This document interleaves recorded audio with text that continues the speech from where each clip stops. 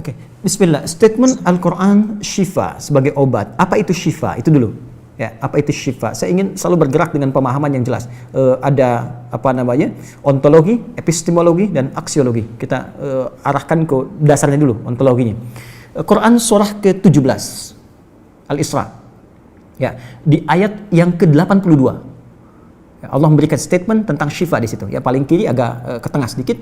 Wa nunazzilu minal Qur'ani ma huwa syifaa'un wa rahmatul lil mu'minin wa la yazidudz zalimina illa khasara. Wa nunazzilu minal Qur'an, dan kami turunkan dari ayat-ayat Quran itu, minnya tab'id, menunjuk pada sebagian. Jadi nanti ayat Quran itu punya banyak keutamaan. Setiap ayatnya itu keutamaan pedomannya ke A, keistimewaannya bisa A, nanti yang lain bisa B, bisa C. Ada terkait dengan penyakit, ada terkait dengan kesuksesan, ada terkait dengan karir, dengan macam-macam. Ya, itu bimbingan yang kompleks dan sangat luas. Nah, ada sebagian ayat Quran itu yang ayatnya memberi petunjuk langsung berfungsi sebagai syifa. Ya. Wa rahmatul lil mu'minin, ada ayat lain berfungsi sebagai rahmat. Tapi ingat, lil mu'minin, bagi orang-orang yang yakin, tanpa ragu.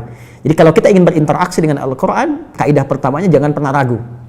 Ya, Quran surah kedua ayat 2. Dzalikal kitabu la raiba fi.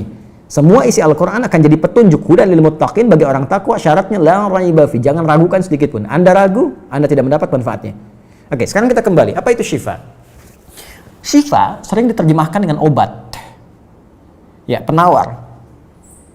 Syifa sesungguhnya punya arti yang lebih luas. Ya, obat itu di dalam Al-Quran, bahasa diksi Al-Quran, juga hadis, bahkan standar bahasa Arab biasa, itu setidaknya punya dua ya, diksi dari dua kasus yang terjadi. Ya. Satu begini, jika penyakit ya, yang butuh obat, penyakitnya itu berupa penyakit fisik saja, secara fisikal. Misal, saya katakan misalnya sakit gigi, fisik ya, fisik saya yang kena. Kemudian sakit perut, sakit kepala. Itu penyakitnya disebut dengan daun. Daun. Oke? Penawarnya, obatnya disebut dengan dawaun. Ini. Baik kan? Ya. Karena itu ada kalimat begini yang disandarkan pada Nabi SAW, likulli da'in dawaun. Di setiap penyakit fisik itu mesti punya keyakinan pasti ada obatnya. Jelas ya? Nah, yang kedua, ada jenis penyakit terkait dengan fisik juga, tapi sudah melewati batas-batas dawa. Jadi ini menggunakan obat medis standar, ya, ini susah. Bahkan sebagian mengatakan, dokter mengatakan, wah ini nggak bisa nih, udah give up gitu kan? It's impossible, ini nggak mungkin, ya. Jadi sudah give up di sini, ini udah nggak memungkinkan. Nah. Atau yang kedua, penyakitnya tidak terkait dengan fisik secara langsung, tapi ada yang terkait dengan aspek-aspek psikal, ya. Secara psikologis, penyakit hati, iri hati, dengki, dan dendam, dan itu juga berpengaruh kepada fisik, tapi sudah melampaui batas fisik. Orang iri hati kan fisiknya terganggu, kayak enak makan, kan? Ya, pusing, tidur, bahkan tidur pun masih nggak enak, ngigonya juga masih dengki juga, gara-gara kamu nih tidur, masih keluar kalimat itu, ya, nggak enak kan? Dan nggak mungkin berobat mencari dawa, nggak mungkin. Ya, silahkan cek ke rumah sakit, ada poli dendam, poli iri hati, nggak mungkin. Ya, yang ada poli gigi, poli mata, kan? Ya, poli iri hati, poli dendam, nggak ada. Poligami nggak ada di rumah sakit. Anda nggak mungkin menemukan itu. Ya, nah, maka penyakit yang lebih lekat kepada aspek non fisik itu seringkali diistilahkan oleh Al-Quran dengan kata marad namanya, maradun. Ya, penyakit hati. Karena itu ketika Allah menyifati orang munafik yang hatinya bermasalah, Allah tidak menyebutkan kata daun, tapi menyebutkan kata marad. Silahkan cek di Quran surah kedua Al-Baqarah ayat 10. Fi qulubihim marad. Ya, di dalam hati mereka ada penyakit. Hati yang di sini bukan hati fisik ya, ya, tapi sumber kehidupan kita. yang ditetapkan oleh roh. Nanti ketika fisik itu mulai sempurna selama 4 bulan jadi mudghah. Jadi kan ada 3 tahapan seperti kita ketahui, ya. Dari mulai di Al-Arba'in, kalau kita baca Al-Arba'in, Al-Imam An-Nawawi, hadis nomor yang keempat, ya, Abdullah bin Mas'ud radhiyallahu ta'ala anhu, qala Rasulullah SAW, huwa as-sadiqul masduq, inna ahadakum yujma'u fi batni ummihi 40 yawman nutfah. 40 hari pertama, ya, itu baru berbentuk penyatuan, perpaduan antara spermatozoa dengan ovum, thumma yakunu alaihi 'alaqah, kemudian mithla dzalika 'alaqah, 40 hari kedua berbentuk zigot yang telah menempel di dinding rahim, thumma yakunu mithla dzalika mudghah, 40 hari ketiga berbentuk mudghah, daging keratan. Bahkan sudah jadi bahasa sekarang, ya, di masa bahasan janin, ya, di kurikulum kedokteran saya lihat redaksinya sama, mudghah, ya. Nah, dalam fase ini kemudian ditiupkan roh, ya, wa yursalu alaihil malak, dan diutus malaikat, wa yu'maru bikatbi arba'in, dan diperintahkan menetapkan 4 hal. Nah, saat ditiupkan roh ini, itu terjadi kemudian penyatuan antara fisik dengan roh. Itu ada di Quran surah ke-15, ya, ayat ke-28. Ya, wa idz qala rabbuka lil malaikati inni khaliqun basyaran min salsalin min hama'in masnun fa idza sawaituhu wa nafakhtu fihi min ruhi. Jadi roh masuk ke dalam jasad seseorang, ya, ke dalam fisik seseorang. Ketika sudah masuk, dia bisa bernafas, kan, ada kehidupan, unsur kehidupan. Karena itu nafas terambil dari bahasa Al-Qur'an. Jadi begitu kemudian sudah masuk roh ke dalam jiwa, menjadi nafas namanya, berubah dari roh jadi nafas. Ya, maka dia membawa 2 potensi. Ya, ada fujur, ada takwa. Di Quran surah 91 ayat 7 sampai 10. Wa nafsi wa ma sawwaha fa alhamaha fujuraha wa taqwaha. Jelas, ya? Maka wa nafsi wa ma sawwaha, jika roh sudah masuk ke dalam jiwa jadi nafas, dan disitulah manusia bisa bernafas. Tapi jangan lupa dia membawa 2 potensi. Ada potensi kebaikan, takwa, ada katalis kebaikan. Saya tidak mengatakan yang buruk. Itu katalisnya. Jadi lawannya langsung. Yaitu jujur, lawannya dusta. Ya, marah lawannya sabar. Yang sabar itu takwa, jujur itu takwa. Yang marah, yang sombong, yang bohong, itu namanya fujur, itu katalisnya. Di Allah menciptakan sifat marah bukan ingin membuat Anda pemarah, tapi ingin kemudian memacu supaya yang sabarnya muncul. Sebab kalau nggak ada marah, bagaimana bisa ada sabar? Itu cara membacanya. Nah, di sini terjadi pergolakan. Ya. Apa kaitannya dengan ini?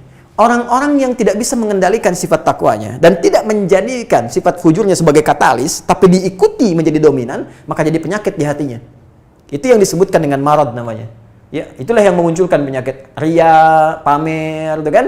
Sum'ah, ingin didengar orang, sombong turunannya, ya, kemudian dendam dan sebagainya. Ini marad. Marad ini dan penyakit yang sudah melewati batas fisik, kalaupun terkait dengan fisik, nggak ada obatnya dari dawa. Yang ada hanya syifa. Syifa. Maka jika ada orang tertentu yang terkena penyakit fisik yang sudah di luar batas dawa, yang medis misalnya udah nggak bisa nih, ini nggak mungkin, maka beralihlah dari dawa ke syifa. Ini yang pernah dilakukan oleh Nabi Ayyub alaihissalam. Ketika diuji dengan penyakit, Allah contohkan langsung supaya kita bisa meniru. Bukankah ayat ini turun ketika Nabi diuji dengan penyakit? Ya, supaya memohon kepada Allah. Jadi kan Nabi Ayub kan divonis dengan penyakit yang tidak pernah diderita oleh orang sebelum beliau, tidak akan dirasakan oleh orang setelahnya. Yang paling menarik apa yang dilakukan? Ketika semua mengatakan nggak mungkin, lalu turun kemudian gambaran dari Allah. Quran surah ke-21 ayat 83 sampai 84. Wa ayyuba, pakai fathah loh, bukan dhamma, bukan kasrah. Ya, fathah itu menunjukkan sesuatu di masa lalu untuk dibuka bagi orang di masa depan. Ya, fathah itu dibuka. Itu ilmu lughahnya. Saya spesialisasi di bahasa Arab. Jadi di antara makna itu fathah, kenapa ada fathah, ada dhamma, ada kasrah, itu ada maknanya. Wa ayyuba, dan kami buka kisah Ayub di masa lalu sebagai inspirasi untuk orang di masa depan. Idnada rabbahu anni masanni yadhurru wa anta arhamur rahimin. Ketika beliau mulai meninggalkan opini manusia dan mulai kembali kepada Allah dengan sangat kuat untuk spesifik memohon kesembuhannya. Ya Allah, penyakit ini sudah mengganggu saya. Untuk ibadah, itu poinnya. Untuk ibadah. Jadi ternyata kalau ingin disembuhkan dengan cepat, arahkan kesembuhan itu untuk niat kita beribadah. Kalau cuma pengen sembuh saja, jangankan Anda yang belum beriman pun kalau sakit pengen sembuh. Terus Anda tujuannya apa dari kesembuhan itu? Kalau cuma pengen minta dunia, apa dengan sakit belum cukup menjadikan Anda ingat Allah? Maka arahkan permohonan itu untuk kesembuhan supaya punya niat ibadah. Ya Allah, saya pengen sholat lagi. Ya Allah, saya pengen ke masjid lagi, pengen tahajud lagi. Mohon ya Allah, penyakit ini sudah mengganggu saya tahajud, saya pengen sholat lagi. Wa anta arhamur rahimin, sedangkan Engkau yang paling sayang kepada saya. Kalau yang Maha Penyayang saja tidak menyembuhkan saya, kepada siapa lagi saya mesti memohon? Nah, tahu apa yang terjadi? Begitu kalimat itu muncul dengan penuh kekuatan, keyakinan, visi yang benar, memanggil Allah dengan panggilan yang sangat halus, lembut, ya, terasa ke dalam jiwa, Maka jawabannya tidak menunggu lama. Fastajabna lahu fakashafna ma bi min dhurrin wa atainahu ahlahu mithlahu ma'ahum rahmatan min indina wa dzikra lil 'abidin. Lihat ujung ayatnya. Kami langsung sembuhkan penyakitnya. Kami singkapkan semua rasa sakitnya. Kami kembalikan semua yang dia rasakan rugi. Biaya obatnya diganti dengan rezeki yang lain, kesulitannya dihilangkan, datangkan dengan yang lebih baik. Dan yang paling dahsyat, lihat ujung ayatnya. Wa dzikra lil 'abidin. Kami jadikan inspirasi, pengingat bagi hamba-hamba Allah yang soleh, yang diuji dengan penyakit yang serupa, maka amalkan amalan Ayub untuk mencari syifa. Ya, maka ini ikhtiarnya. Termasuk syifa, bisa mengobati penyakit hati. Nah, lalu sekarang apa terapannya? Karena disebutkan ada ayat-ayat Quran berfokus sebagai syifa. Ya, ini yang digunakan sebagai zikir diantaranya. Apa itu? Tadi saya sampaikan Al-Fatihah. Ya, itu lengkap. Al-Fatihah itu disebut syafiyah. Surah syafiyah, surat penyembuh. Silahkan Anda buka semua kitab tafsir. Di antara fadilah surah Al-Fatihah, kisah pertamanya adalah kisah seorang kepala suku di Arab yang digigit kalajengking. Bayangkan, kalajengking Arab pada saat itu. Ya, dan sudah kena racun dan sulit, orang semua sudah give up, ini nggak mungkin. Ya, apa yang terjadi? Ditemukan sahabat Nabi, secara singkat diketahui, ditanya ada yang bisa menyembuhkan, mereka berkata Allah yang menyembuhkan, tapi kami bisa berikhtiar. Dipanggil mereka, dibacakan Al-Fatihah sekali bacaan, tanpa diulang-ulang, tanpa pakai alat-alat tertentu, tiba-tiba syufia disembuhkan sampai diberikan hadiah berupa beberapa kambing. Tapi mereka, mohon maaf izin, Ibu Rektor dan sebagainya, mereka khawatir jadi gratifikasi. Dibawalah kambing itu kepada Nabi, disampaikan, boleh nggak makan dari sini? Jawab Nabinya apa? Dari mana kalian tahu kalau surat itu bisa berfungsi menyembuhkan? Al-Fatihah. Tapi gimana cara baca Al-Fatihahnya? Karena dulu orang sekali baca sembuh, sekarang orang 1000 kali malah nambah penyakit. Apa yang salah? Nah, berarti nanti ada terapan lagi ilmu yang lain, kan? Nanti ada surah ke-26, Asy-Syu'ara ayat 80, itu zikirnya Nabi Ibrahim. Biasanya saya praktekkan ini, ya termasuk dengan kawan-kawan, saya suka sampaikan kalau ada yang dirasa-rasa sambil dipegang, sambil kembalikan kepada Allah, baca wa idza maridtu fahuwa yashfin. Kalau saya sakit pasti Allah sembuhkan, nggak mungkin dititipi penyakit kalau nggak ada hikmah di balik itu. Ini pernah saya amalkan saat diundang saya ke Kalimantan untuk ceramah, tiba-tiba ceramahnya ba'da maghrib, sore hilang suara. Hilang. Sama sekali nggak ada. Ya begitu sholat, ya kita sama amalkan tadi dengan penuh keyakinan, minta ikhtiar juga pakai fresh care gini, tapi kita minta ya Allah, ya wa idza maridtu fahuwa yashfin, kalau saya sakit pasti Allah sembuhkan. Nggak mungkin ditugaskan kalau Allah nggak berikan perangkatnya, pasti diberikan. Nah, tahu apa yang terjadi? Begitu ngimamin maghrib, suara keluar serak-serak basah. Begitu tausiah, keluar sempurna. Ba'da isya nyambung, keluar sempurna. Habis ceramah, hilang lagi suara. Hilang lagi suaranya, supaya disuruh istirahat, gak banyak nanya orang gitu kan. Tapi itu menarik.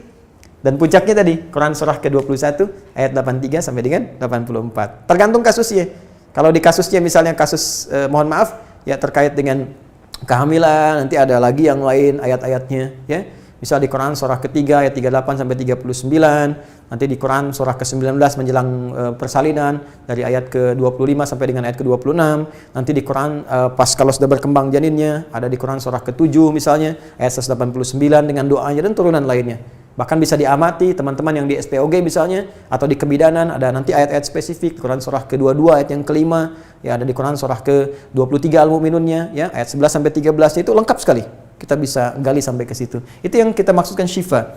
Jadi keluarkan ayat-ayatnya, tapi bukan sekedar dibaca, dalami isinya. Sehingga paham apa yang harus dilakukan. Karena di sini nanti ada konsep ikhtiar juga. Ikhtiarnya bagaimana, ya secara medisnya seperti apa, dan pertolongan kepada Allahnya bagaimana. Terakhir Nabi pernah datangi seseorang, dia minta disembuhkan. Ya Allah, ya Rasulullah, si fulan sakit, tolong sembuhkan. Kata Nabi, idzhab ila tabib, pergi ke dokter. Kata orang ini, Anda kan Nabi, tinggal berdoa disembuhkan. Jawab Nabi sangat elegan. Pertanyaan orang ini bagus, Anda Nabi, berdoa dikabulkan, pasti. Tapi jawab Nabi sungguh elegan. Kata Nabi, kesembuhan itu dititipkan di tangan para dokter. Jadi Nabi ingin memberikan satu isyarat, Anda tetap ikhtiar. Karena tidak selamanya Nabi akan hidup. Ya, karena itu dokter-dokter mesti belajar. Saya mendambakan dokter-dokter yang bisa belajar dari Quran juga. Saya mengharapkan nanti ada dokter mata yang hafal, ya. Misalnya ayat-ayat tentang doa, ayat tentang mata, ya, riset tentang ayat-ayat mata, hadis-hadisnya apa, sehingga Anda bisa menerapkan resep-resep yang indah. Ya, waduh, kenapa nih dok, mata saya nih nggak bisa dikontrol nih, sakit. Kenapa? Saya kalau ngelihat tetangga beli kulkas sakit, kan nggak bisa dikasih obat tuh ya.